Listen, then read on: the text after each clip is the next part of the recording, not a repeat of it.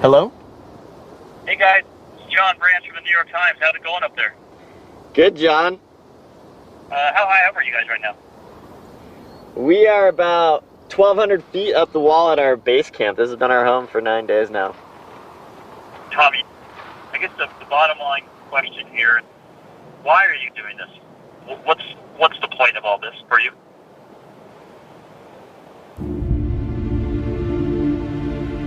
On the air tonight with the story of two men attempting to free climb the famously steep face of El Capitan in Yosemite. Inch by nerve-wracking inch, using only their fingertips to grasp razor-sharp edges, Tommy Caldwell and Kevin Jorgensen attempt the hardest climb in the world. No one has ever free climbed the Dawn Wall. 3,000 feet of straight-up granite.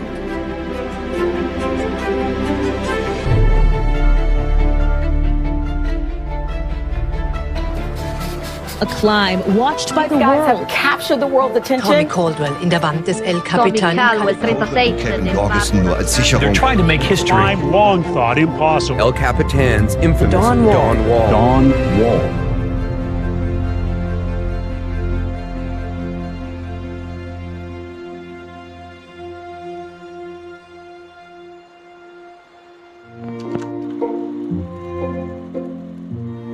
As a kid, Tommy was slow at everything. He had a lot of difficulty in school. The teachers actually at one point told us that he was mentally retarded and would never learn. I was like developmentally delayed through probably still, honestly. I was this very fragile little kid, incredibly shy. But meanwhile, my dad was like the symbol of a man. He's like this big bodybuilder dude and mountain climber, larger than life. Tommy was small. He was way behind. Didn't crawl until he was over 2. I think my dad felt the best way to prepare this fragile little kid for the world was to toughen him up a little bit. So he took me on all these adventures. 3 years old, strap on the skis. Camping in a snow cave during the blizzard. Every summer we'd go to Yosemite with my family, and my dad would take me climbing on these giant walls. Some of the craziest climbing stunts you could ever do. And he did it with a 6-year-old. The things that Tommy's dad took him on, today you would have Child Protective Services coming after you. He basically took hardship and rephrased it as growth. He was loving, but he definitely let me suffer. The word that was in my mind was resilience. Seems to me one of the best gifts you can give your kid is an ability to deal with adversity. By the time I was 14 or 15, there was climbs that I could do that my dad couldn't. Tommy's strong. Climbing was like the first thing in my life where I could stand out a little bit. All right. So Tommy was 16, and Snowbird held the Snowbird Invitational that year. This big climbing competition.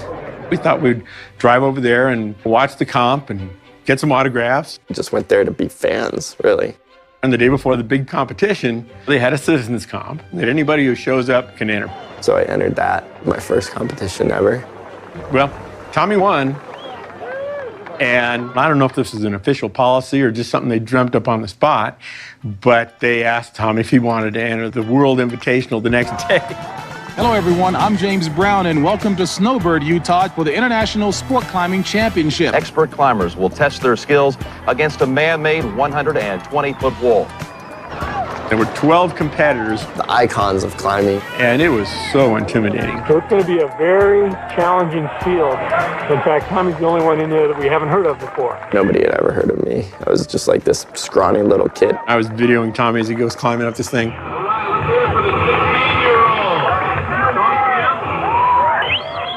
on, Tommy. Nobody has made it past that roof. He got past the final roof. Yeah, that's pushing it back. So Tommy's winning. I can't believe it.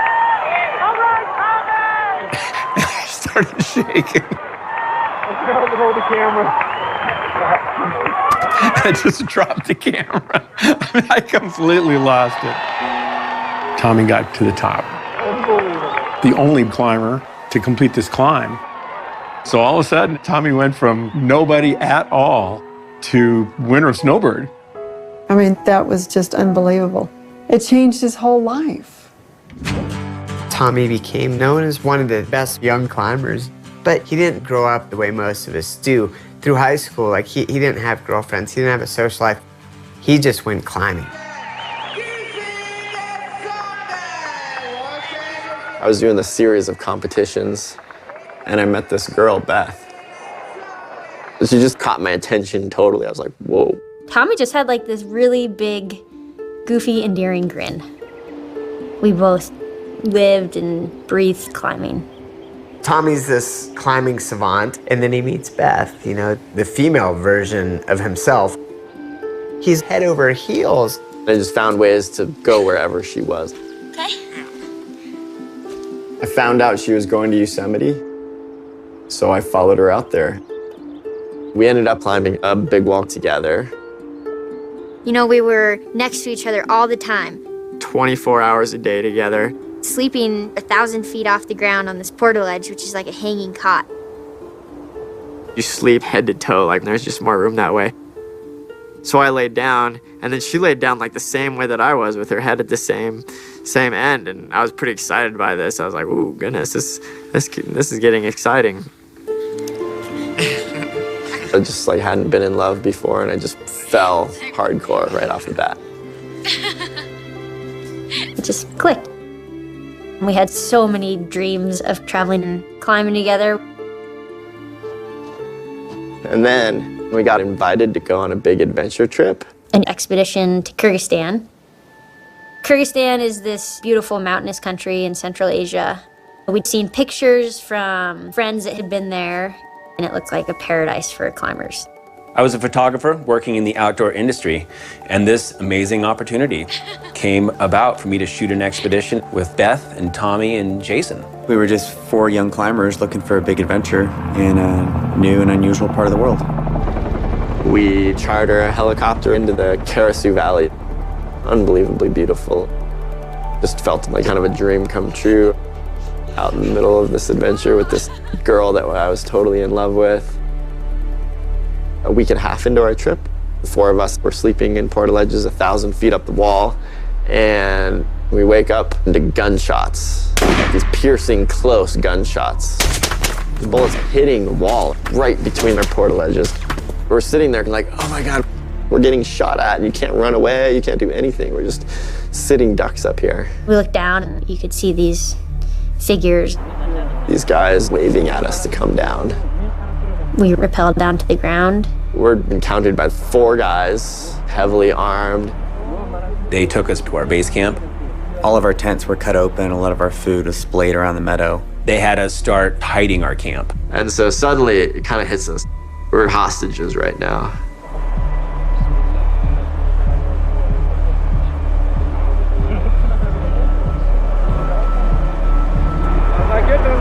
Later we learned that these guys were part of the Islamic movement of Uzbekistan, these rebels that wanted to overthrow the government. We were caught up in this battle between these rebels and the Kyrgyz military. All of a sudden, Kyrgyz military helicopters start to fly over. Soldiers show up on the hillside, and this battle breaks out. The rebels start pointing their guns at us, yelling, hide! Then we dive in these trees. The rebels had taken a Kyrgyz soldier hostage. They took the other captive. And they just shot him in the head. I just remember shaking uncontrollably and like Tommy just holding me as tight as he could. Are they just gonna kill us next? Once it's dark, the gunfire dies down. And the rebels start marching us through the mountains.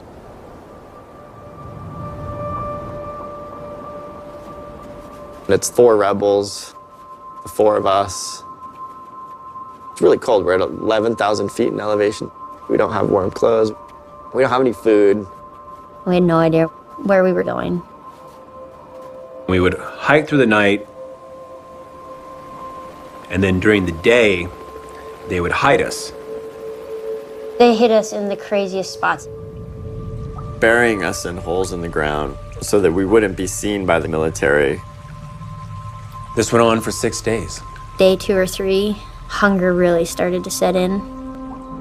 You know, we're sort of just wasting away. At first, I thought they're taking us back to their base, or they're taking us somewhere. There's a purpose to this.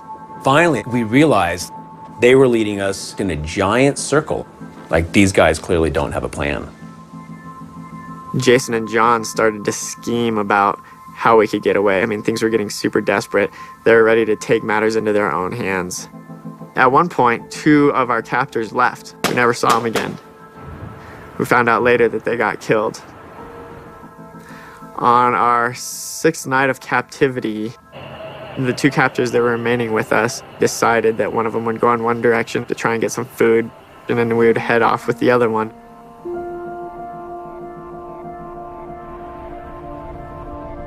So we get left alone with the one rebel, climbing up this cliffside. We were comfortable on the terrain, and he was not. If we're gonna escape, this is the opportunity. Jason and John decided they would try and push our remaining captor off this cliff and then run away. John and I were trying to look for a point that we could throw him off. But he kept going, and we just couldn't quite push him. As we got to the top, I realized that our opportunity was going to be over.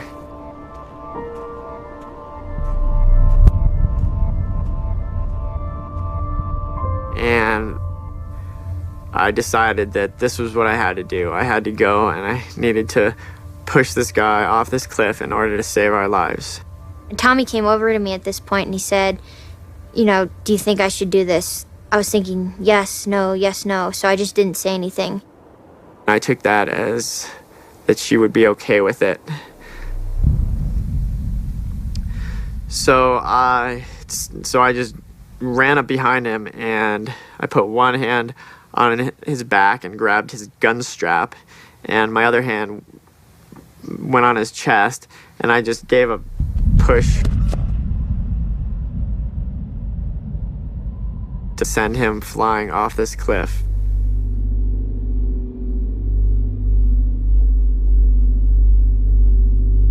We saw him hit a ledge, bounce off of it, and just fall out of sight into the darkness.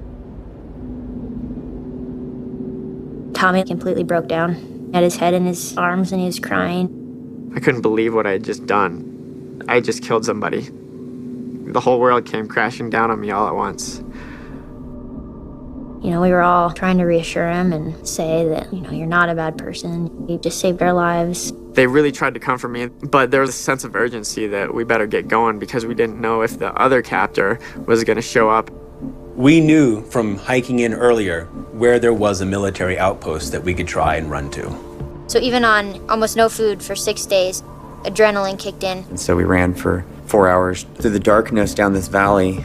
We were greeted by this man yelling at us with this gun. Throw up our hands, start yelling that we're Americans. And luckily it was the Kurg army.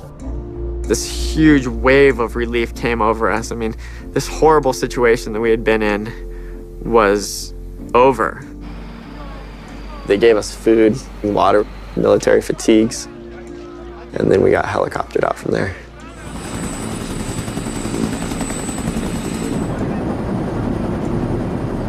Studios in New York. Here is Jane Pauley. 4 young Americans face a life or death choice with the ultimate question, to kill or be killed. When we got home, there was this crazy media circus. You guys are walking with this captor on a very rocky cliff. Tell me what you did, Tommy. We just ended up pushing the guy. You pushed him over the cliff? Yeah. What happened at that moment when you realized, I've actually done this? I've killed somebody. You know, I thought that I was an evil person. I said to Beth, I was like, how can you love me after I did something like this? And, After Kyrgyzstan, Tommy had tremendous personality changes, speaking so softly. I was like, what is inside me that allowed me to do this? I'm just an entirely different person.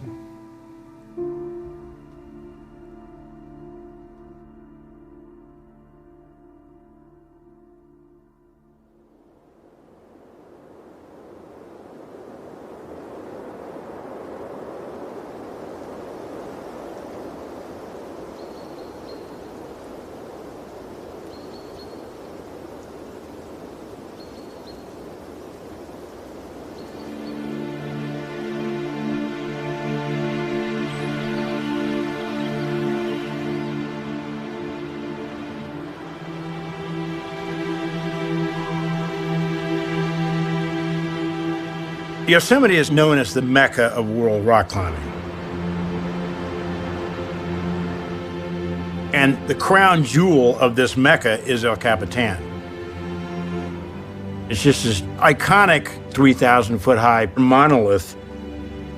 When you see that thing for the first time, I mean, it takes your breath away. And the steepest, blankest, sort of most forlorn, impressive part of El Cap is the Dawn Wall.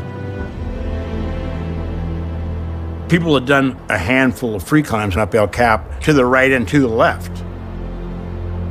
But the Dawn Wall has never been climbed. Just the sheer magnitude of blank rock on the thing. I mean, it just looks impossible. Until Tommy Caldwell came along, nobody had actually considered trying it. If Tommy and his partner, Kevin, can actually do this, it will be the most continuously difficult rock climb ever done. Nothing else is even close to it. It's December 27th, and we're planning on heading up for like 2 weeks plus. We'll see. The goal is climb it in a single push, which means we're gonna leave the ground, live on the wall, and not come down until we're done. We're going for it. I'm nervous. We've put in so much work leading up to this moment. And there's nothing left to do but just take a couple deep breaths and start climbing. Day one. Yep. It's gonna be awesome. The Dawn Wall itself is 3,000 feet tall. The route that they think they have figured out is comprised of 32 individual pitches. Each pitch is its own challenge, like the stages of a race. A pitch is a rope length long, about 150 feet or so, and ends at a ledge or a natural resting place on the rock. Yeah, man, good work. When you end the pitch, you anchor yourself to the wall. Okay, take one down, 30-something to go. And hold the rope or belay as your partner comes up. Once you've both done that pitch without falling, you can move on to the next pitch. When you're free climbing, you're using your hands and feet to climb the natural features on the rock without any assistance from the rope. Good job. You take turns leading each pitch, placing protection in the cracks to catch you in case you fall. Yeah, come on, got it.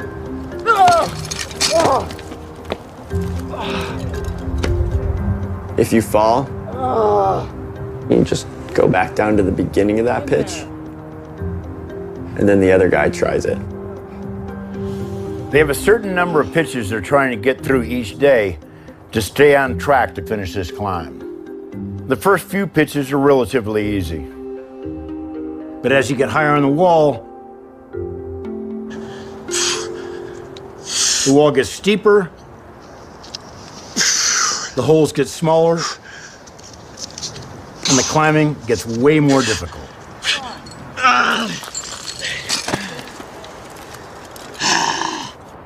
It's hard to articulate the level of detail that's required.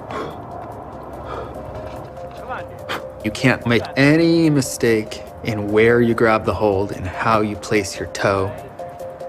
You're pushing and pulling as hard as you possibly can. Always on the verge of slipping off.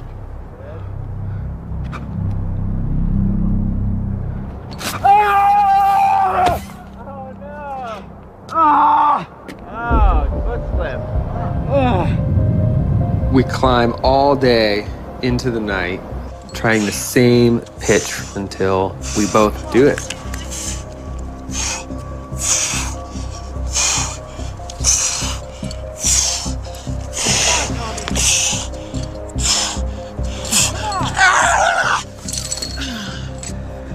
Man, I'm getting tired. Tommy is just a man possessed. Come on. Finish this. Yeah, come on. Yeah, man. And I'm just trying to keep up. Yeah, that was awesome, dude. Thank God I didn't fall. When you're trying a big wall like this, the work does not end once the climbing's done at the end of the day. You gotta haul up hundreds of pounds of gear. Set up portal ledges. This seems pretty good. Pretty flat even, I would say. And gag down some food. I actually brought a bag of kale on the wall to put it in our burritos.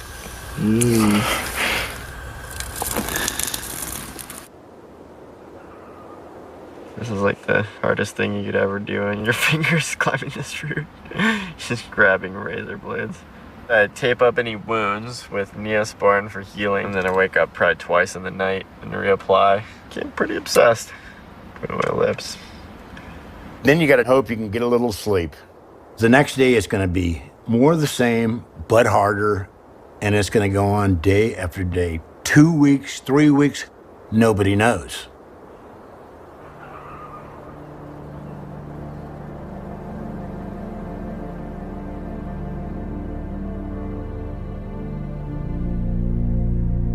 After Kyrgyzstan, we're trying to absorb what had happened. Beth is like really traumatized.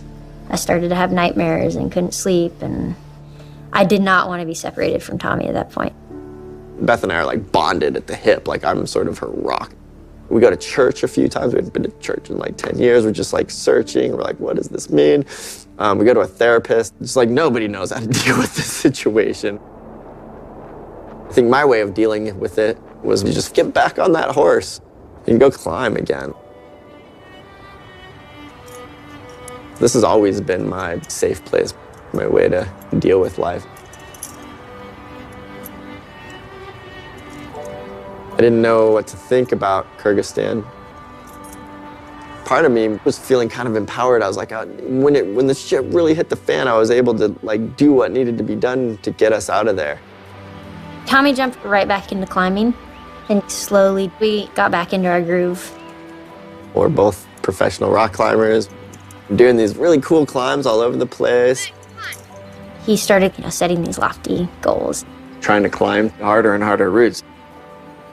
And then about a year after Kyrgyzstan, we were remodeling this like tiny little cabin. And Tommy was using his parents' old table saw. Tommy did something that you should never do, which is he tried to pull a small piece of wood through the table saw. If the blade catches on the wood, it sucks your hand right back into the blade. I heard Tommy scream, I fucking cut off my finger, I cut off my finger. Completely cut his finger off instantly. It was over in the bushes. Beth finds the finger laying in this pile of sawdust. We throw it on ice, drive to the hospital. My dad comes in and he's like, you have to fix his finger. And so for 2 weeks, they tried to reattach the finger. 3 different surgeries. But it became apparent that the finger wasn't going to survive. This one doctor who was a climber came in and told Tommy that he was going to have to come up with a new career now. There's no way he was going to make it as a climber any longer. Oh, that was either the wrong thing or the right thing to say, because it sure fired him up. I was like, fuck that guy. He doesn't know what I'm capable of. I remember the first time he tried to climb. Good, Tommy. He was like, whoa. Wow, it's going to be hard. Good job, sweetie. When I heard he cut his finger off, I go, well, so much for Tommy Caldwell. The grip in climbing is you wrap your thumb over your finger like that and pull down on the little edges. And if there's no finger there, the physics are all wrong. I don't know about that. Everybody around me, except for Beth and my parents, looked at me and they're like, he's done. That's so sad. I knew it wasn't going to be easy, but ever since Kyrgyzstan, I just have this fire in me that is different than anything I've had before. He had all these little jars of rice and beans and gravel. You know, he's supposed to jam that nub of a finger in there. I just abused the thing to retrain the nerves, to toughen them up. Those 6 days of captivity in Kyrgyzstan were so profoundly painful. At first, I felt overwhelmed with fear and fatigue and hunger. But at some point, I felt something come over me. This reserve of energy, this confidence. Like I knew I was cold, I knew I was hungry, but those things didn't matter anymore.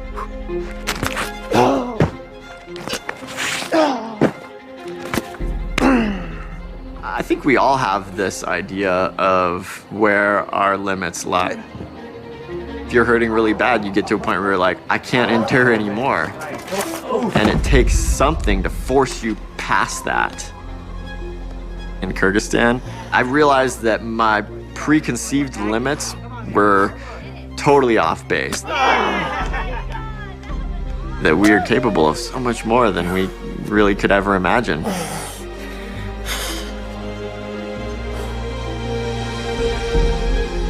There's this really hard climb nobody had done that he tried the year before he cut off his finger and he couldn't do it. Come on, Tommy!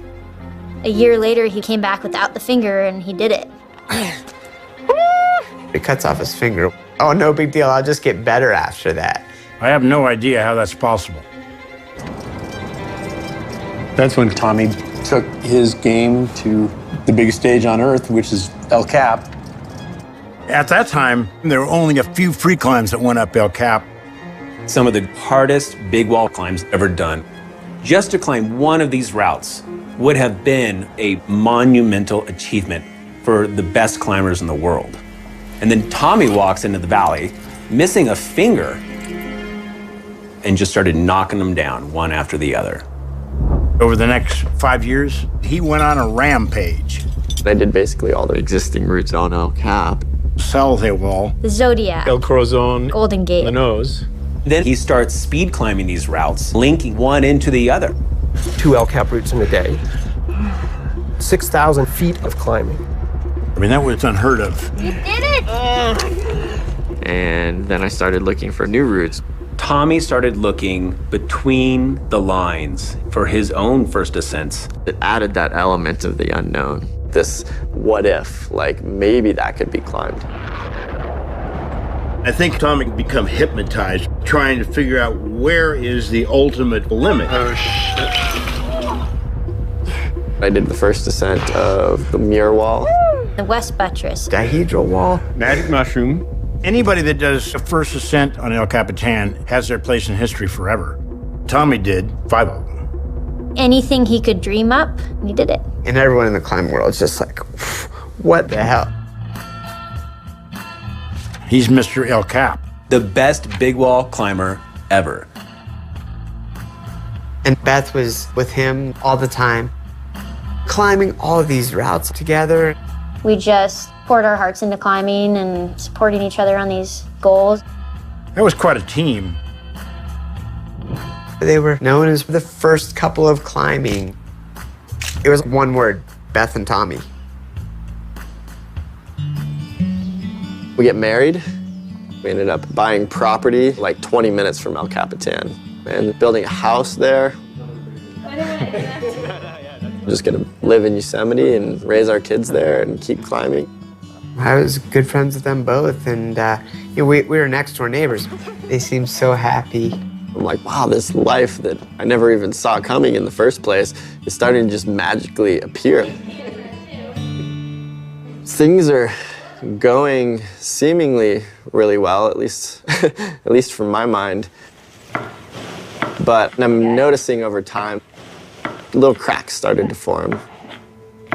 First inklings of almost like hostility towards me. There was all this weird tension. And I was just like, well, you know, we've been together for 8 years now. Marriages go through troubling times. We'll get through this and just keep climbing. I think there was a natural growing apart. Desires we had outside of climbing. I think going through a super intense experience like Kyrgyzstan, I mean, we were so young. Years later, there's probably a lot that started to come out, healing that I hadn't done. And at some point, the climbing we had wasn't enough glue to hold it together anymore. In Kyrgyzstan, Beth was extremely traumatized by those 6 days, and Tommy was the person who saved them. And so from that, I think a sort of dependency probably developed that isn't necessarily the same thing as true love. Eventually, she started feeling something for somebody else. And I don't know how to summarize this. This is a kind of hard thing to talk about, but that relationship with her and this other man just solidified in a way that she couldn't walk away from that anymore, and she wanted that more than she wanted me.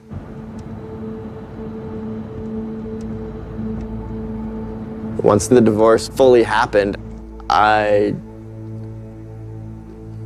was just crushed. I drove to the rim of Yosemite Valley and was looking across at El Capitan. It felt like El Cap was all I had.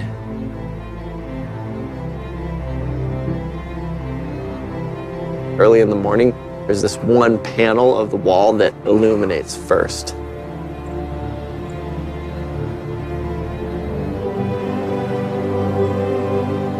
And that's why it's called the Dawn Wall. The last unclimbed big swath of stone. I had looked at it a little bit before and knew that it was way too hard, like I'd never be able to do it. But I was just hurting so bad that I had to figure out a distraction in life. Like I couldn't just sit there and like feel the pain. I decided to go up there alone and beat myself up on the wall. It was just a way to cope.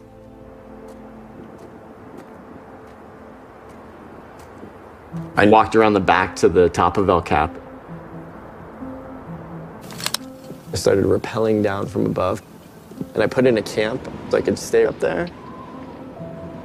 And I started going through this process of searching for a way to climb this section of the wall. The specific path was totally unknown. You look for weaknesses in the rock. Corners that you could wedge your body into, cracks for your hands and toes, little edges for your fingertips, anything that you could possibly grab onto that would make this wall climbable.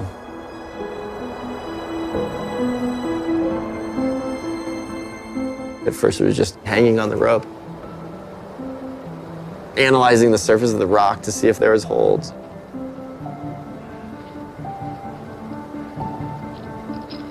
Just finding something to obsess about so I wouldn't obsess about my divorce.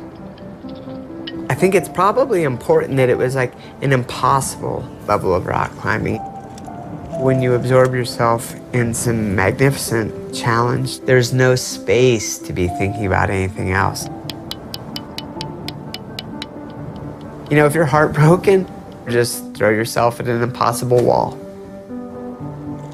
So I'm sitting up there through this storm. My wife has left me. And she was the only person I had climbed with for like 10 years. In my portaledge at night, weeping and really feeling sorry for myself, trying to find this elusive thing that probably didn't even exist. I was concerned. It just seemed to be suffering at that point. And I wanted to see what this was all about. So early on in the game, I went up there with him. I convinced my dad to come up there and belay me so I could start actually trying to climb sections of the route. What the heck? I really had my doubts as to whether it was going to be a viable climb. Be safe. I will. Get strong. Yep. But during that period of time, he became convinced that it was somehow possible. Tommy spent an entire year swinging around looking for a route up the Dawn Wall. trying to connect the dots from the bottom all the way to the top so you can someday hope to free climb the whole thing. Eventually, I found a route that seemed like it was theoretically possible. Like I found the path through the maze, maybe. But I realized there was no way I was going to be able to do this alone.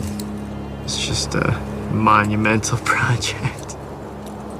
Without Beth, I needed to find a partner. Somebody that I could rely on to help me solve this puzzle.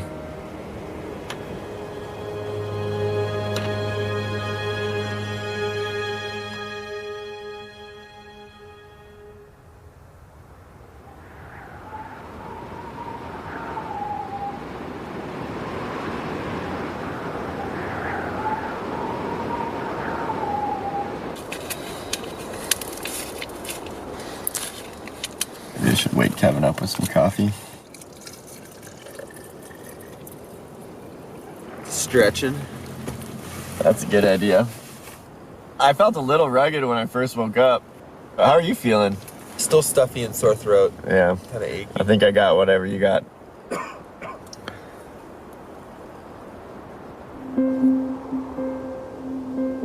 After the first couple of days on the wall, there's a small little cadre of people down in the meadow following their progress. You can get a telescope or a pair of binoculars, look up at this spectacle happening. Oh my God. Is he naked or what? My name is Tom Evans. I've been for many years photographing climbers on El Cap. I usually don't come in the winter, but this is big news in climbing. And we've all been pulling for him for many years. I was on a little vacation from work and I decided to come out from Sacramento to watch these guys climb the Dawn Wall. It's definitely a moment in history. To be able to be a part of that and witness it is pretty phenomenal. Pushing forward. From here on up, every pitch is like pretty legit. We've got to pace ourselves. Maybe 1 or 2 pitches a day. Come on, Tommy. Good. Good, Tommy. Come on. Nice. Yeah. Come on. God. Good. Yeah, I got him. Nice, dude. Cool. Nice, dude. That was sick. It's day 3 on the wall, and we sent pitch 10. Yeah, boom. Things are going good. Things are going good. And the forecast is calling for super cold, windy temps tomorrow, so we're gonna rest. Urgent weather message. Ooh. Winds 50 miles per hour with gusts 75 or higher. Impact down trees, down power lines, flying portal edges. These guys are up there in the middle of winter, which is almost unheard of.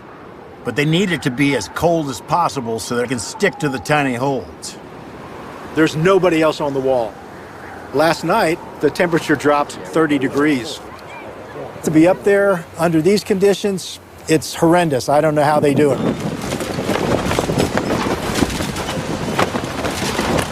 Air beater. The wind chill's like negative 20 or something. How you feeling over there, KJ? It's getting pretty rowdy. On El Cap, the wind blows straight up the wall. The ledge would float up and then bang, back into the wall. Oh boy. Tommy feels right at home.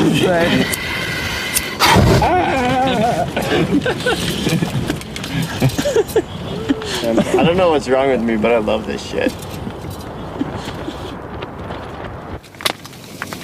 Might be smart to stay in the ledges today. Because of the windstorm the day before, all of this moisture froze like salt on a margarita glass on the top of El Cap. And as soon as the sun hit the top of the wall, that ice just started to shower down on top of us. These missiles flying by our camp. You hear it before you see it. I'm like, this is kind of like a deadly situation. Like, Oh, that was fucked up, man. Did you get hit by any big ones? No, but that was just pure luck. That was scary. I hate that shit. Come some more big chunks. Tommy forgot his helmet. Heads up, Tommy! Tommy doesn't seem too concerned. What the fuck? What's new? Tommy, he was made for something like this. But for me, it took a long time to get comfortable on the wall. You can understand Tommy grew up in the mountains. You know, he'd spent the better part of his adult life on El Capitan trying to do free climbs. But this guy, Kevin, was raised in Santa Rosa, I think, in a wine country. There's not a lot of rock climbing in Santa Rosa, California. First ascent. Yeah! Don't fall on the Camaro. I found climbing through the local gym. Back here. Bye, honey. Bye, Mom. Have fun. Drive careful. I got really into this particular form of climbing called bouldering. It's typically 30 feet or less. Doesn't require any gear. Bouldering's just about athleticism and difficulty in its purest form. Bouldering is all about trying the hardest individual moves. And Kevin quickly became very, very talented. He was one of the best in the world. At only up to about 30 feet. In 2009, I was at kind of the top of my game in bouldering and looking for something new. I kept hearing about this futuristic thing that Tommy was working on. I had zero big wall experience. Tommy and I didn't know each other at all, but I just sent him a message out of the blue. Hey, do you need a partner? And to my utter shock, he said, meet me in Yosemite in October. I knew Kevin by reputation. He was this amazingly strong bouldering kid. And I thought to myself, what the heck? Maybe he could be an asset. Plus, he was the only one interested. Everybody else thought I was crazy. Show up. I remember standing there with Tommy, who's a legend figure in my life. I feel like such a fucking dork. Who am I? I've never climbed El Cap. What a noob. You know, fiddling around on boulders, that's a far cry from being on El Capitan. First thing I had to do was sort of test him. I gave him like an 80-pound haul bag. A soul-crushing load. We hiked to the top of El Cap. We spent the night on top. Woke up early the next day. It was 3:15 in the morning, cooking up a little breakfast. You never get up at 3 in the morning to go bouldering. And start rappelling down the face. You start walking backwards. It's like stepping off the edge of the earth.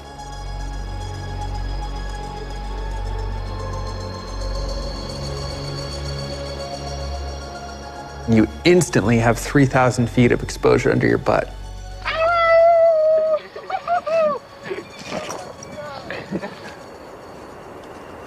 How's it going up there, Kev? Good, I got the bag. And my shoes? And your shoes. Cool, thank you. It's scary to be a total beginner again. I don't know any of this stuff. Trying to figure out how to Jumar a fixed line. How to set up a portal edge.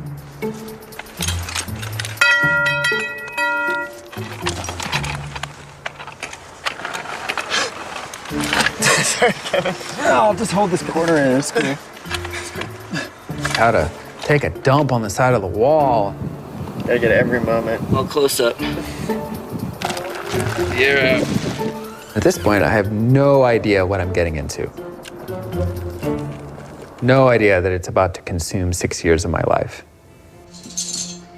When Kevin joined on with Tommy, it was the first time since getting divorced that Tommy had a partner.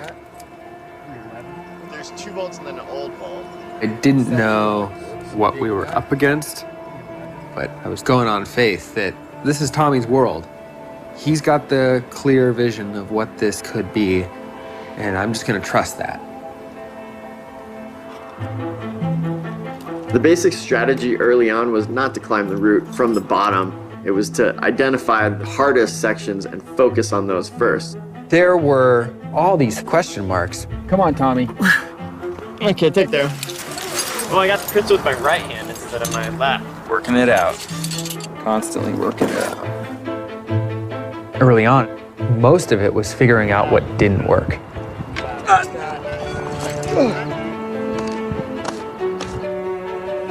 Right in the middle of the wall. We were gonna have to traverse sideways. Come on. Come on. I don't see any holes, but I try to harness some of Tommy's optimism. After the traverse, there's this 8.5-foot blank section, completely smooth, nothing that you could even get your fingernails behind. The only way was to just leap. This crazy dynamic move, a dyno. I didn't really believe it would be possible until I saw Kevin try it. Oh, yeah, man, really close. He showed me that it was. Come on, all you got. Above the dyno, you have pitch after pitch of super smooth granite, extremely polished. Because of Tommy's missing index finger, he's using his thumbs in crazy ways.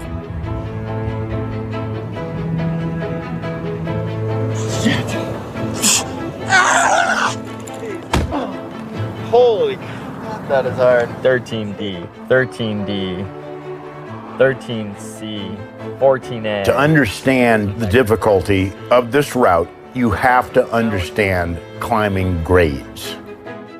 Climbers use a numerical system to rate the difficulty of each pitch. The higher the number, the harder the pitch. Once you get into 513, 514 level, that's virtuoso territory. The Dawn Wall has more hard pitches than every other route on El Cap combined.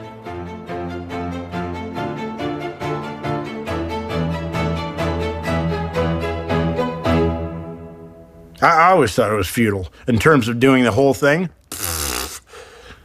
man, this is a pipe dream, man. Come on. The next few years were a grind. Coming back every spring and every fall for months at a time. Come on! Oh. Living on the wall takes a huge toll. This is what El Cap does to your feet. We'd stay up there a few days. Oh my God, that's a lot of airtime. Go down, rest, try again. There were always new problems to face. Get out of here! Come on, Kevin. Do it, man. Oh! Really close. Oh, I sprained my ankle. You okay, man? Oh, shit. So many reasons to give up. Oh, shit. Yeah, I think I broke or dislocated a rib, so headed to the clinic. Maybe they'll just pop it back in. They're just gonna pop it right back in and we'll go back up later tonight. But Tommy was committed.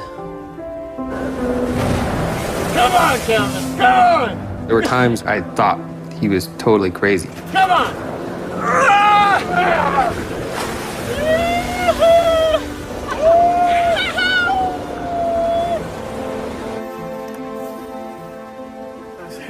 When we weren't together on the wall, we would go home to our own worlds, check in on loved ones. It's gross. I can see the oil on your hair. Okay, I'm totally being a mom. Try to get some good rest and find motivation for the next round of attempts. When I wasn't on the Dawn Wall, I was living by myself in Colorado, training and obsessing. I was really lonely, honestly. I met this girl named Becca. We started dating. He was thoughtful and considerate, but from the beginning, it was pretty obvious. His mind was completely occupied by the Dawn Wall. It wasn't just a climb. It was all-consuming. We were trying to build a relationship, but he would go out to Yosemite for months at a time, giving everything to the Dawn Wall. For years, Tommy put his whole life on hold so he could give every last ounce of his body and soul to this impossible quest. I could never tell if we were wasting our time or we were in pursuit of something grand. Come on! I'd go out to Yosemite and I'd watch him from the meadow. It looked completely ridiculous. Oh, shoot. Yeah, I think we all admire people who are dedicated. But at some point, you start to wonder, where are the lines between dedication and obsession? He was going through emotional agony. This climb has been gut-wrenching. I want this for him so badly. Oh, he fell off. Oh. Man, I mean, you've failed on this thing like 800 times. How can you continue to beat your head against this wall? After years of effort, it didn't feel like we were any closer to our dream. He's worked so hard. Why am I crying right now?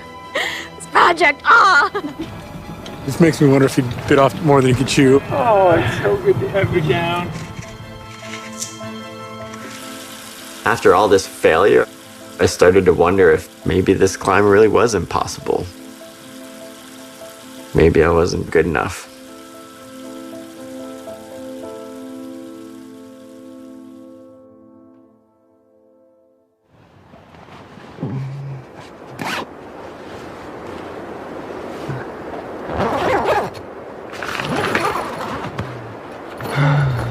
Morning. Morning. Tommy and Kevin have been up there. This is their 8th day. They're halfway up the wall. They got past 70-mile-an-hour winds, the ice fall. They've climbed a lot of difficult rock. Now they've got today a very hard section to do. They're here. They've got to go across this traverse, 14D, I think it is. If they can get that done, they're well on their way. The hardest individual part of this 3,000-foot puzzle is the traverse. The bottom section of the route follows a vague series of cracks and corners in the rock. But after 1,000 feet, those cracks and corners dead end. 300 feet to the left, there's another series of features that angles up to the top. The trick is, how do you traverse this 300-foot blank section right in the middle of the wall? There's this band of rock that's a slightly different color and texture. Everything above and below it is impossible to free climb. But the composition of that band is such that it has a few holes on it. Over the last 6 years, we spent over 100 days trying to get across this traverse. Thousands of tries on that single pitch. And never done it. Now we have to do it for the very first time. It's like Tommy's getting ready. In the moment, on the push. Go get it.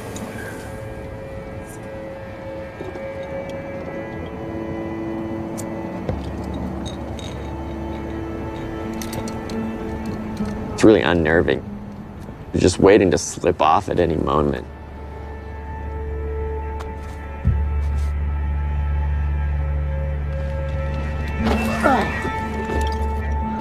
It's kind of funny, like this 3,000-foot wall, it's coming down to millimeters of skin contact on your fingertips. It becomes such a zoomed-in world. There's one way to get across, and it's made up of all these little sequences that have to be done perfectly. You miss a hold, it's impossible. Yeah, dude. You grab it wrong, it's impossible. We're trading attempts. Tommy ties in and just flips that switch. All right, go get it, Tommy.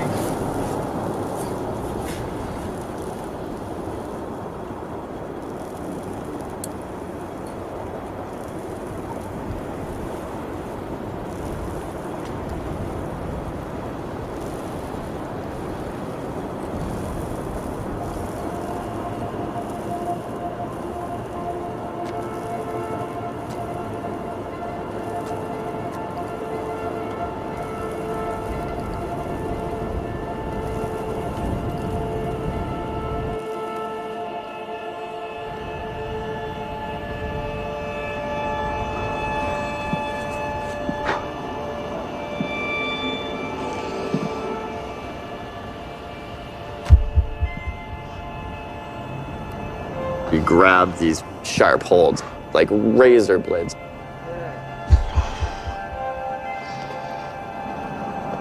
Come on. Span as far as you can. Come on. So stretched out. Come on.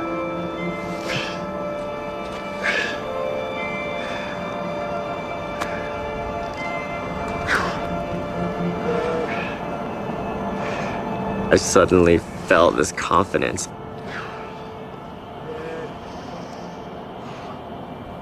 I knew exactly how each finger was going on to each hold, where the little ripples on the rock were digging into my shoes.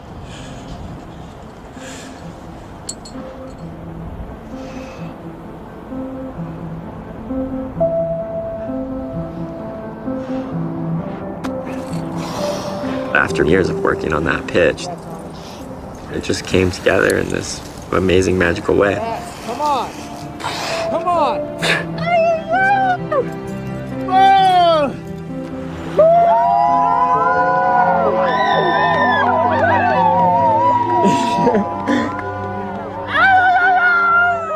When I heard that Tommy had done pitch 15, I was like, you gotta be kidding me. For the first time, these guys actually have a shot at maybe doing this thing. When Tommy got across, it was a big moment. Everything was rolling, and now it was my turn.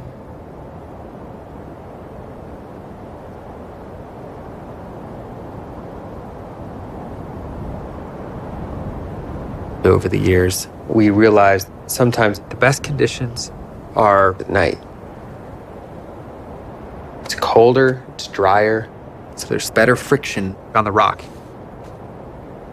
At first, it's scary. But after a while, you forget how high off the ground you are, and you can focus just on the climbing.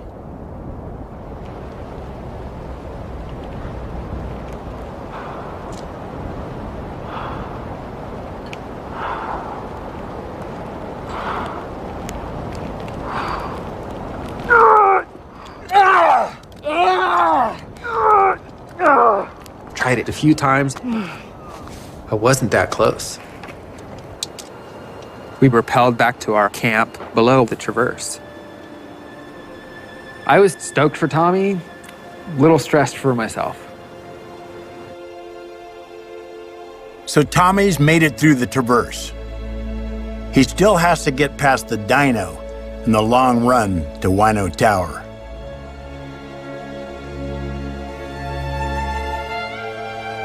But first, he has to wait for Kevin to catch up.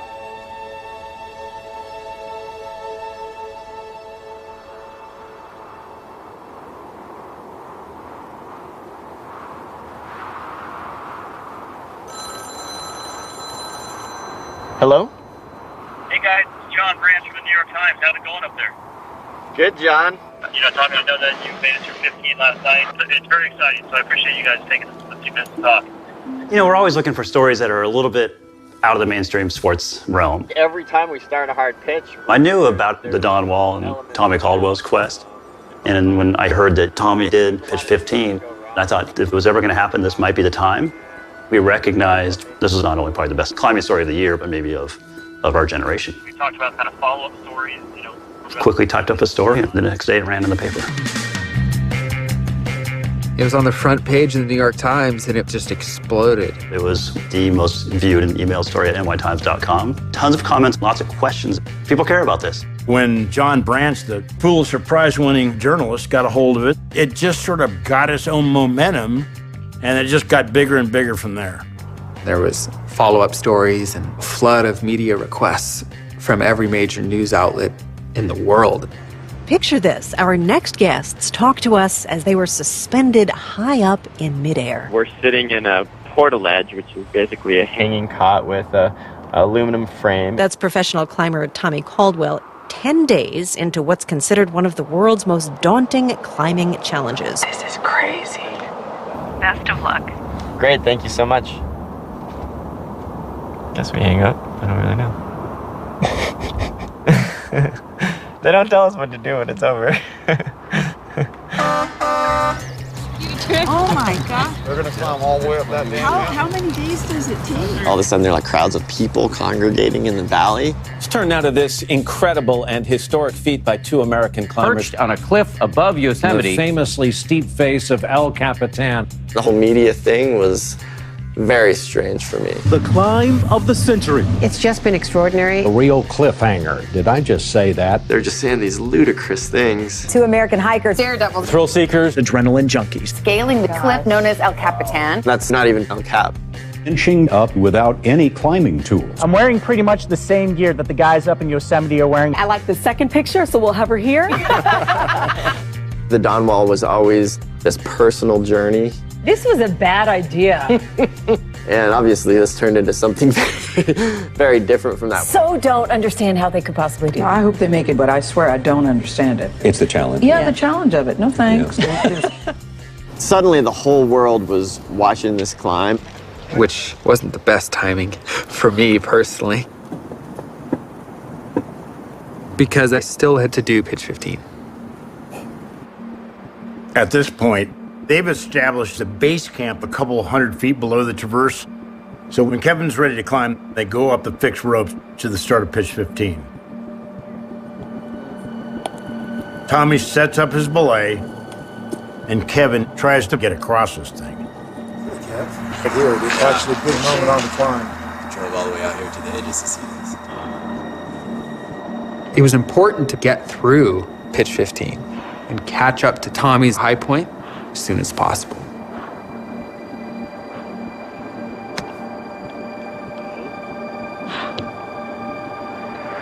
Come on, Kev, you got it.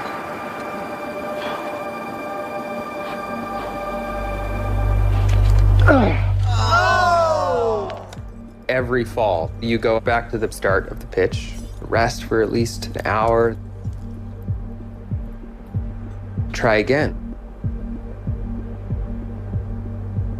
Every attempt, you wear off more skin, you run out of a little more energy.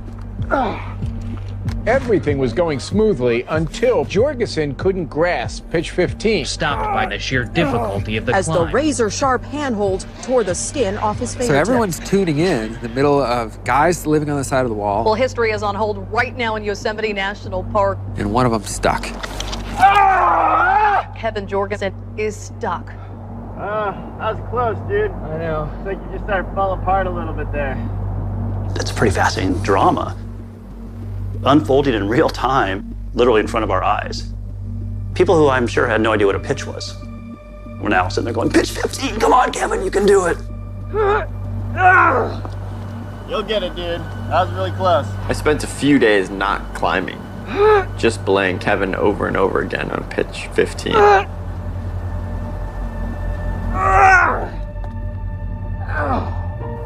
It was harder than any pitch of climbing you'd ever done. He just kept falling and falling. I had honestly started to lose hope that he was going to do it. Last night was my third day of battle with pitch 15. Still didn't do it. After trying so many times, I've destroyed my fingers. So I decided to take a rest day and let my fingers heal.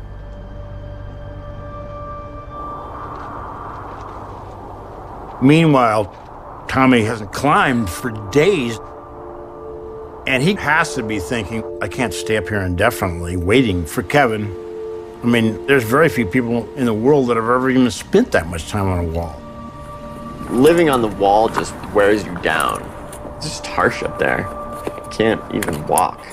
You're not sleeping great at night. Like, you're not eating normal foods, drinking enough water. It's hard to climb your best under those conditions. Every day that goes by, maybe Tommy suddenly gets sick. Maybe the weather changes. I felt like I had to continue. So they devise a plan. Tommy's gonna press on and try the dyno pitch, hoping that Kevin eventually will get across 15 and he can catch up. That night, we go up our fixed lines, and I belayed Tommy on pitch 16, the dyno pitch. You know, I had tried the dyno move hundreds of times over the years.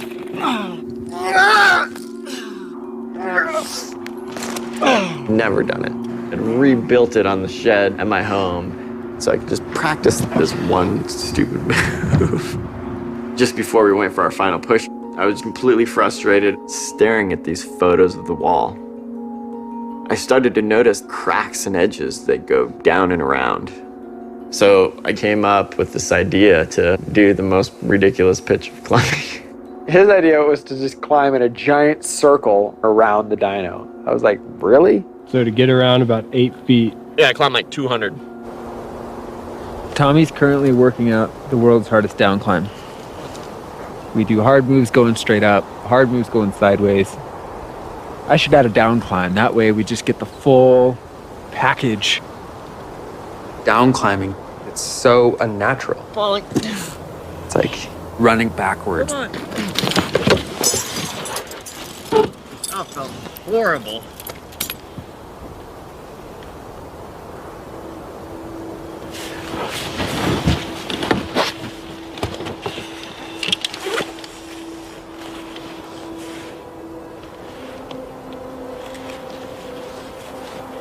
Good, Tommy.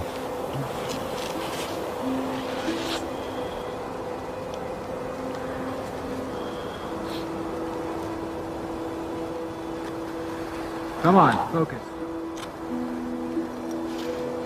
Good. This loop pitch, it's like walking around the block to cross the street. It's just a little bit ridiculous. But it's also kind of brilliant. Come on. Come on. This thing that had been shutting him down for all these years. And then he just looks at it with a new set of eyes and finds a new solution. Yeah! Grab the dyno! Woo!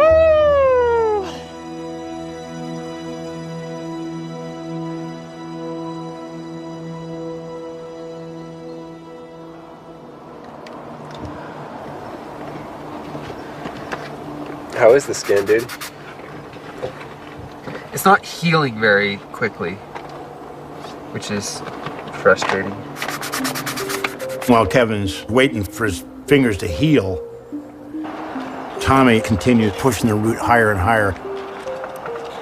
What you do every day is you get to a high point and then you leave fixed ropes that go back down to the camp. The next day, you motor back up the ropes to the high point and then carry on. So even though they might be working on different parts of the wall, they're doing it together. Kevin belays Tommy, and once Tommy's done, they both go back down to the camp. Tommy's just forging on.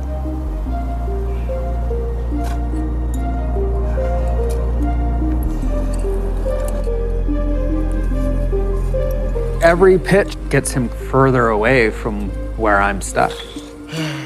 One more down.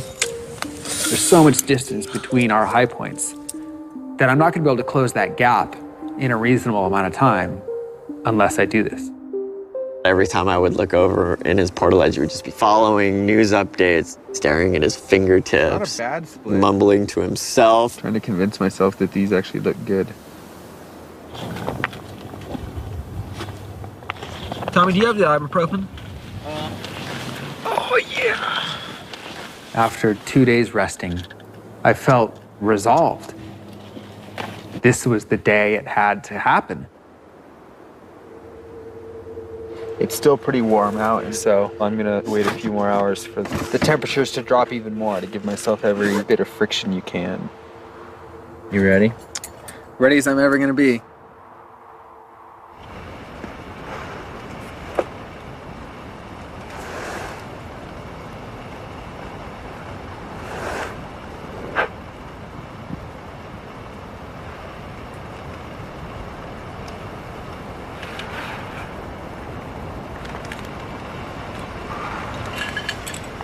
I've been waiting for days for the skin to heal, for this moment to come.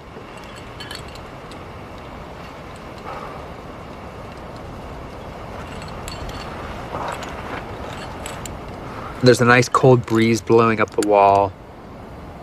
I felt weightless. I was just floating across the pitch.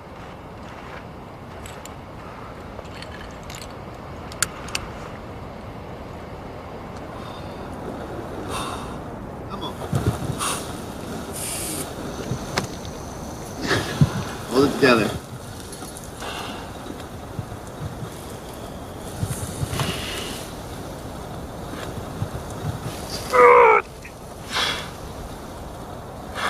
Come on, Kevin.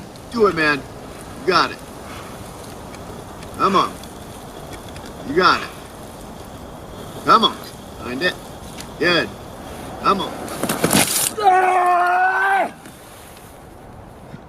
Oh, that was so good, dude. Everything was perfect, and I still didn't do it. I tried 4 times that night. Fucker! He's off. Just kept falling.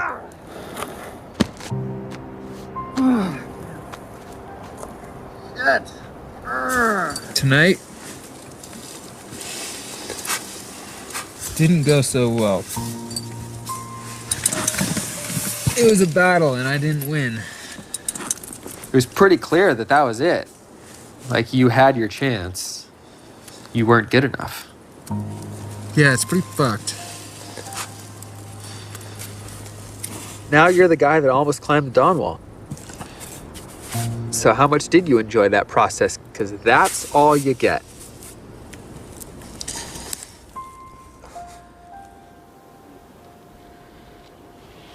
Editors and I started talking. Is it now time to do a story about what happens if he doesn't make it? You know, we all want happy endings, but as a journalist, you're like, well, that's kind of an incredible story. What's the ethos in climbing? Do you say, you go ahead without me? Do you leave a guy behind? Are they having this conversation in the portaledge at night?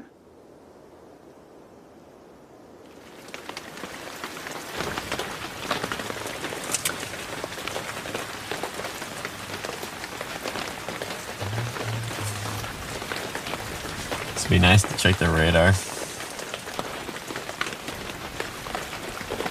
The next day, the weather was starting to get bad. And I knew what I needed to do. 20%. Today? Next, like 4 days. I'm just gonna throw in the towel and support Tommy to the top. From here on out, Kevin's just gonna belay Tommy and follow him up the ropes.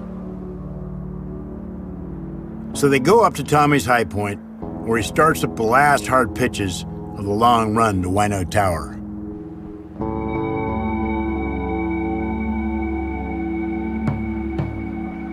There I was, watching Tommy climb with so much confidence toward the completion of this dream. Even if I can't do this, I was really happy for Tommy. What a special moment to witness this piece of history.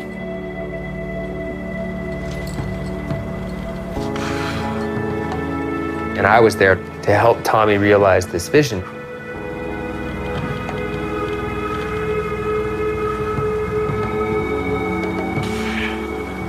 After everything he went through, so much struggle, the injuries, the doubts. For Tommy, it was like, this is it.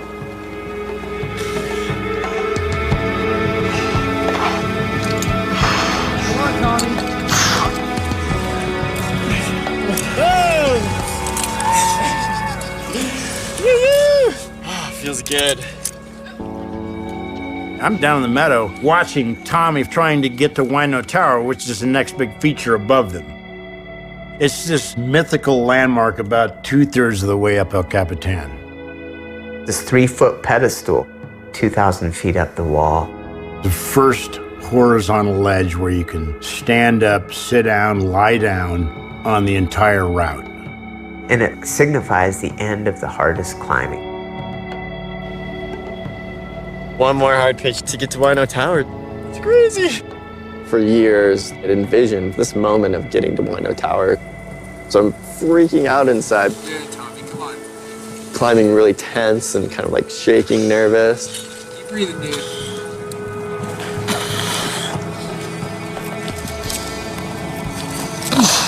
Come on. Good. Just trying to calm myself down enough to make it through a final last little bit. Oh. Oh. Yeah. Yeah, Tommy.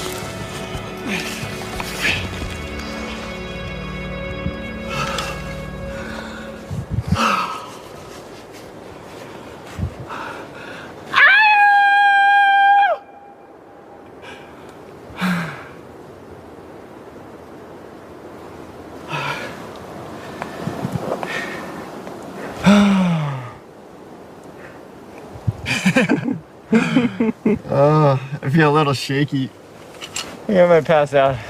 I can't believe I'm here right now.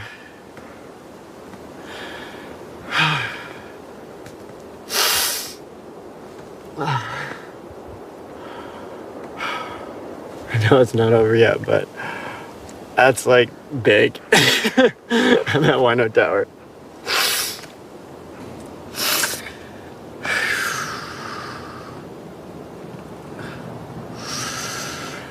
What are you feeling? I want Kevin to experience this too, for sure. It was this huge victory, but it was totally trumped by the fact that Kevin wasn't going to do it with me. Suddenly I just felt alone. I think Kevin probably did too.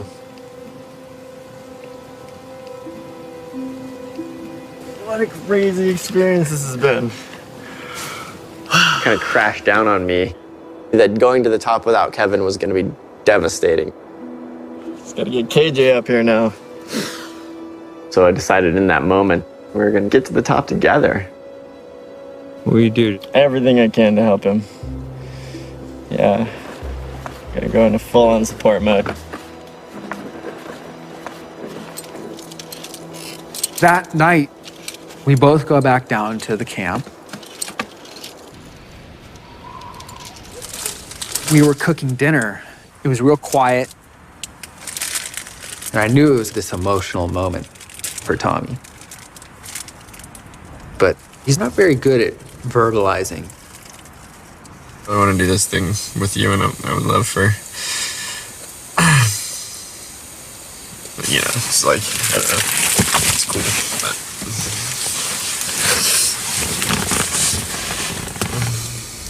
I mean, it's awesome, but when I take, I just really want you to be with me, you know? Yeah, dude. Tommy just told me, in classic Tommy style, I don't care how long it takes for you to get through pitch 15, because I can't imagine a worse outcome than doing this alone. I don't want to hold you back is the thing. Well, I mean, like you're 3 days from the top now, essentially. Yeah, but like I said, I really want to do it with you, so. Okay. It's a pretty special moment. I know I can do that pitch. Yeah, for sure. And I feel like if I can do that pitch, I'm going to be so fucking psyched that there's nothing that's going to stop me between there and the top. Yeah, I think that's true. Just keep stretching. Make sure you can. I think I need to do like some arm lengthening stretching. So we decided that I would rest 2 consecutive days so that my skin could heal and try again. The idea of Tommy waiting to risk your own success in the hopes that maybe by some miracle Kevin can do it, that's a partner right there. Coffee for KJ. But there's no guarantee that Kevin's ever going to make it. I mean, I thought that Kevin was maybe not going to make it. And I was hoping that since this had been a dream of Tommy's a lot longer than it had been a dream of Kevin's, that Tommy would find a way to complete this climb. As Tommy's friend, selfishly, I'm thinking to myself, like, Kevin, dude, time to throw in the towel and support Tommy. You know, somebody less gracious than Tommy Caldwell might have said, I got to go on without you. But he was committed to Kevin. We're doing this together. And he wouldn't have been Tommy if he'd done it any other way. This just in, those two American climbers. Kevin Jorgensen. Kevin's far Stuck behind. for 7 straight days. Caldwell determined to wait One of for them Jorgensen. refusing to move higher without his partner stuck below. So will they make it? Can you imagine? This really is no The joke. media is starting to sound like a tabloid. Is Jorgensen spoiling Tommy's dreams? Down below, the crowd is waiting and watching. Hey, Tommy, what's the weather look like? Oh, wait. Yeah, that's right. You dropped your phone. Dropped my phone last night. I had my chest pocket unzipped. It just fell out. Hopefully I didn't kill anybody down there. I'd heard that Tommy dropped his phone. And I said, did he really drop his phone? Or is he just saying, don't call me anymore? You know? So fed up with the media circus. I think he didn't drop it. He threw it off. Yep. Guess I gotta just like enjoy the view now. Over the next few days, Tommy was content. Right where we were for however long it was going to be. He's just stoked to be up there, and it's no big deal if it takes another rest day or 2 or 3 or 5 or whatever. Yeah, I feel like I've just been, appreciating things a little bit more the last few days. Son. Tommy basically said, no hurry. I'm patient. You're going to get through it. Don't freak out. Don't worry about the rest of the world that's watching right now. Let's tune them out. It's just you and me. It became the two of them. I think I have to try to front step more.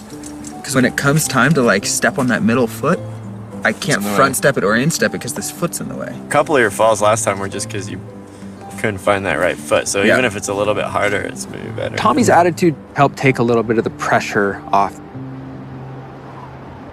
But I was still gonna have to do the hardest thing I've ever done for this to end well. Trying to make history on one of the hardest climbs in the world. TJ, what's the story?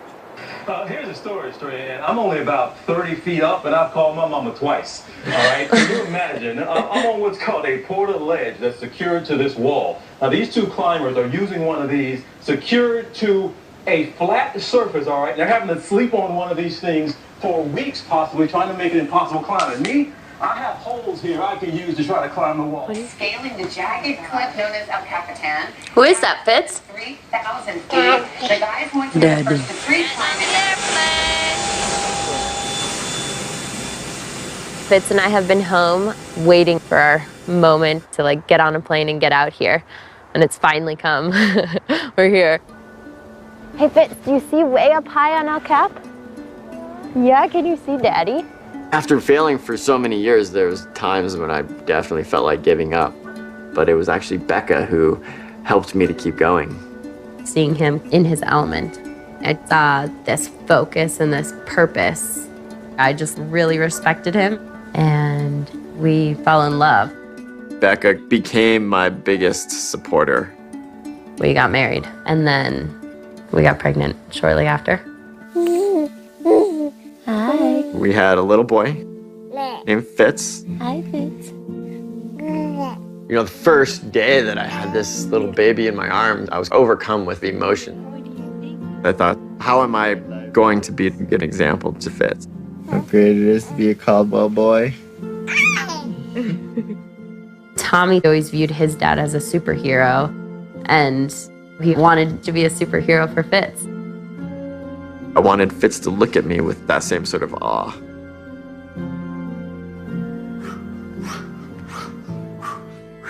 I wanted to show Fitz how to be passionate. And how to dream big. Somebody does. The Dawn Wall embodied that. And so it made me want it even more. I told him, you can't stop now. You have to do everything to make this happen.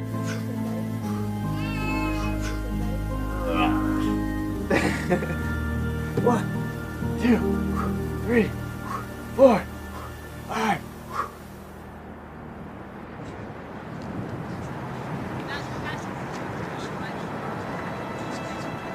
Sometimes you zoom out and you think about what a process it's been.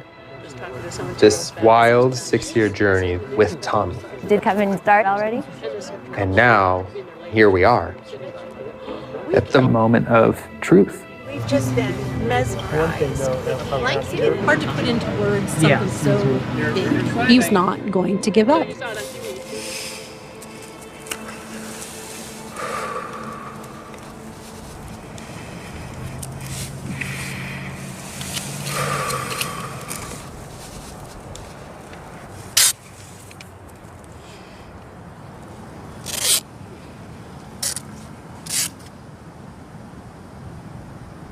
I couldn't imagine what he must have been going through at that moment.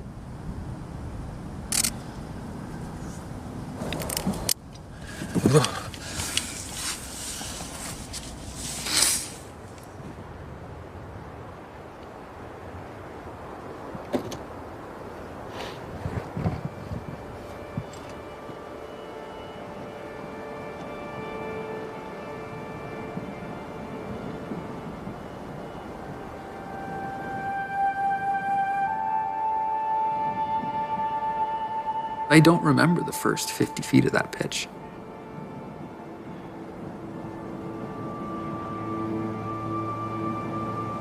I watch him go into the section where he had fallen so many times. I just hold my breath.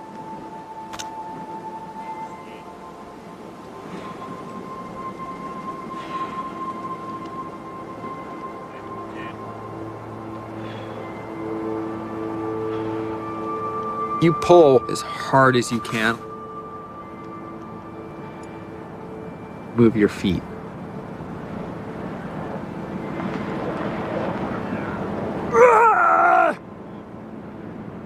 You're just trying not to tip over backwards.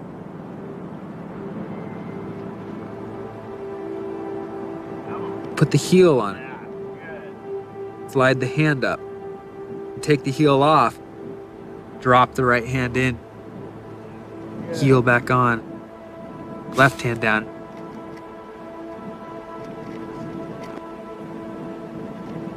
Heart rate starts to go up. My adrenaline starts going because he's still hanging on in this place that he had fallen so many times.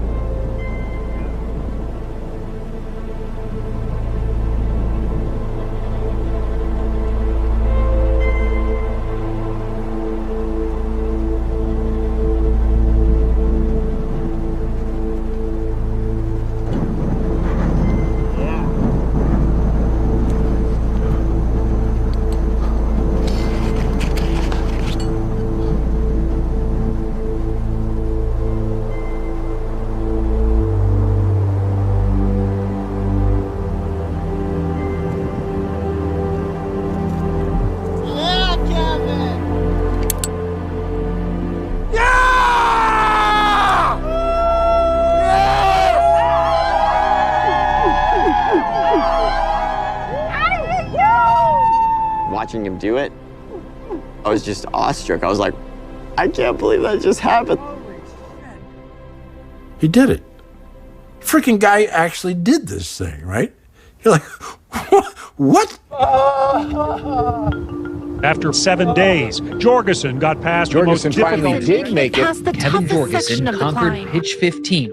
Yes, he made it, and now it's upward. And you start thinking, well, are his fingers okay? Can he do 16, 17? Is this over yet?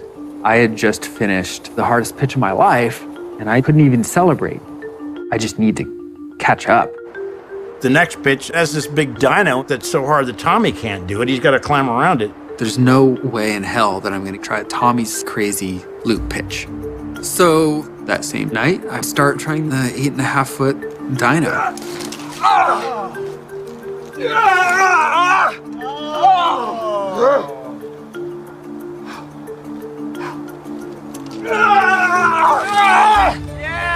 Kevin, through some kind of magic or levitation, actually does this dyno that Tommy was never able to do. So good. Well, tonight, Kevin Jorgensen now just a few hundred feet behind Caldwell. All these hard pitches just keep coming. 17, 18, 19. It was like a fight to the death. Rock! That is a bad hold to rip off. Oh, man. I think it's a lot harder now. It didn't take him too long to figure it out. Nice, KJ. Just a little more tension. I think we need more of that on this route. The last pitch getting to Wino Tower, this crazy fog came in. Kevin sends this pitch right now. He's going to be caught up with me.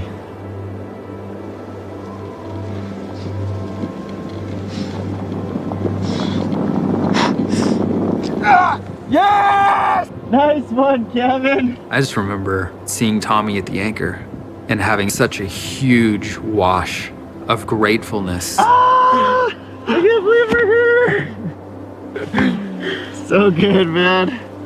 Oh. We're reunited in our high points now. I can't believe I did it. Going up from there on out, together to the top.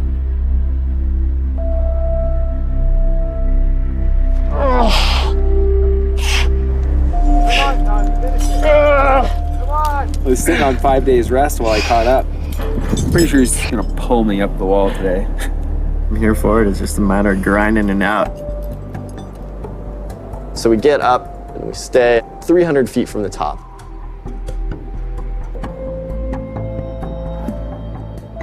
We wake up this last morning. The sun comes on the dawn wall. It hits the top of the wall first, and we're like the only thing in Yosemite actually in the sun. So happy. This is a good moment right here. Oh my God. This is definitely a good moment. Does it get any better than this? I'm just enjoying my last day, being up here with my friend. I think we should just stay.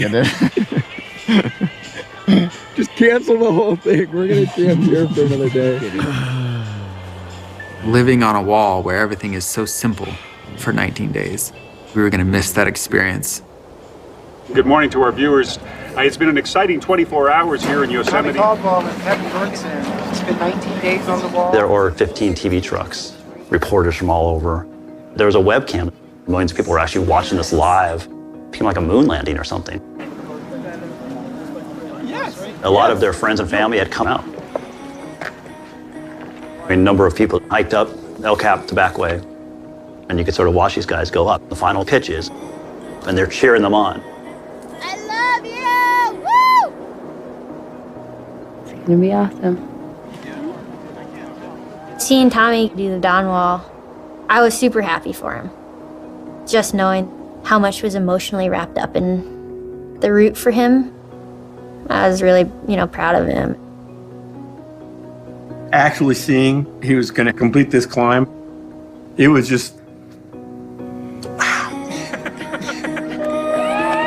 After 19 days, Tommy Caldwell pulling himself over the edge of the Dawn Wall.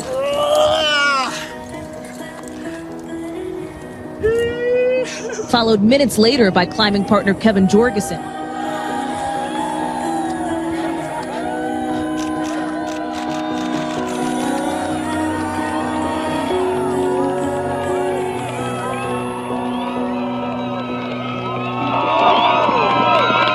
And the crowd cheered as the two men accomplished a feat many said was impossible.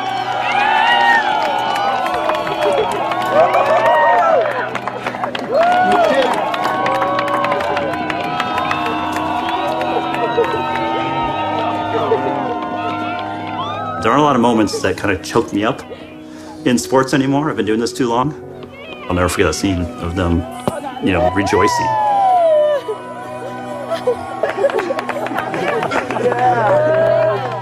This is the moment that has been so many years in the making. Now forever enshrined in history. Inspiring millions around the world, even at the White House, where President Obama gave a thumbs up. it's done. It's done. Boy, you are shaking like a leaf. But, are you cold or are you emotional? I'm emotional. Okay. He's worked so hard for this. That moment he describes as bittersweet. This whole experience that drove him for so long was over. anything that you would like to say about El Cap? I've totally fallen in love with that piece of rock. It's been a big centerpiece of my life, and I just feel so thankful every day.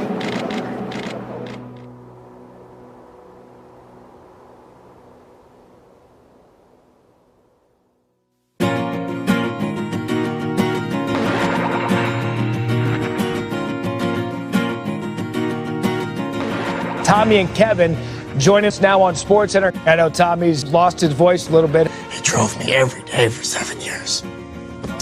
Sorry. What did your first real shower in 19 days feel like? I, like the entire world, was watching you, and I just thought, why? Throwing out today's first pitch, Kevin Ferguson.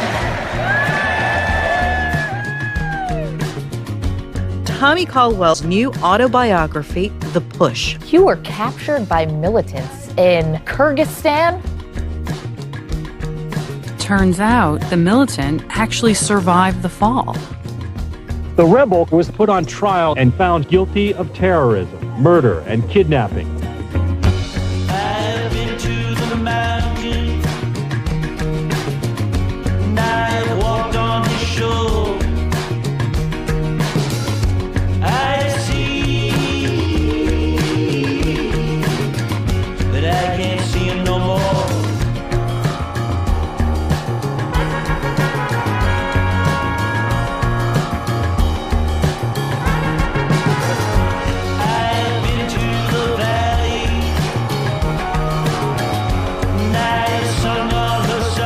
Do it.